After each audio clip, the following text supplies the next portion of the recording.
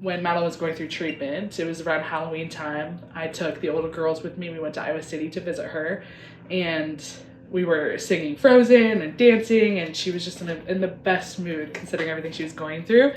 And at one point, she grabs my face and gives me an Eskimo kiss, and that's this moment. And yeah, it's just something that I will forever treasure, and I'll miss her always.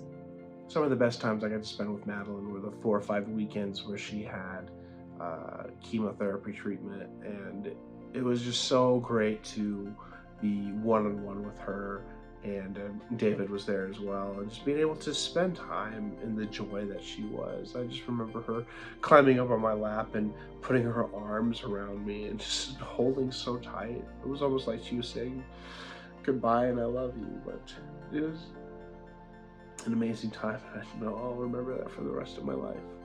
This is Madeline's Uncle Seth, and Madeline was very independent and capable, and she would find her way around all of the family gatherings. I can remember several of them where she would just be roaming around, and she'd find her way on my lap. She'd just have that subtle and sweet smile that had a little bit of mischievousness in it, but she would find her way onto my lap, and without saying a word, I just knew that she was in the right spot and I was in the right spot too.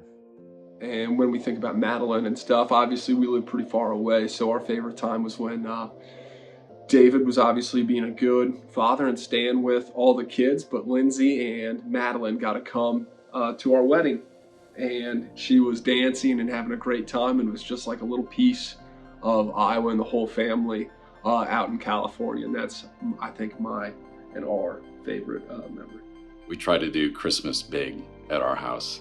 And Madeline's parents, Lindsay and David, had arranged for her to come home a day or two early.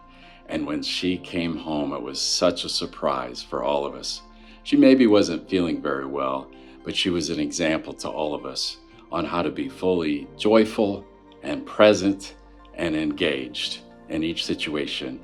And we'll remember that forever. Thank you, Madeline. One of my favorite memories of Madeline is at Christmas time, me and August were on Grandma and Papa's bed, and Madeline kept on jumping around on the bed and hugging us and laughing and feeling really happy. One of the greatest memories we have of Maddie, seeing that we never got really to spend a lot of time with her because of distance, is at John's wedding. What a blessing it was that she was really, really good at John's wedding. She was happy, she was vibrant, she was Madeline. At one point she was on my lap eating a cupcake, and she was picking at the cupcake, and I took the cupcake and I kind of shoved it in her face and made a joke out of it. She laughed her head off. And so she was just such a fun little girl. We're gonna miss her. She was a special baby. I remember when Madeline's treatment was over and she came to our house, and we were reading books together with Rosie. And then she went right back into the hospital, which was very sad. It was sad, but I remember that for that time when she came over, she was laughing and laughing, and we would read the book, and every time she heard the joke in the book, it would be like it was the first time she heard it, and she would laugh and laugh. And then after we were finished, yep, the Oops book, and when the book was over, she'd just ask to read it again, and we must have read it 10 times, and she would laugh and laugh every time, and it was just infectious. Me too. And Rose was laughing too, and I was laughing, and we were all having a great time. And we didn't know that was the last time we were going to get to play with her and read books with her. But we were always grateful for that sort of last chance to spend time with her. Yeah, and I remember on that day too, she was feeling really good, and we were all sitting, and her and Andrew had been running around the house all day, and she was like kind of upset that we were all still eating. And she just turns around and she points at Andrew, she goes, "You! Hey you! Get me!" And so that was like a really fun and funny memory, and like probably the last thing I ever heard her say. So, yeah, having them here at our house right before she went home was pretty special day for us. From almost the very beginning of her treatment, Madeline had to be tube fed, and she had this little backpack.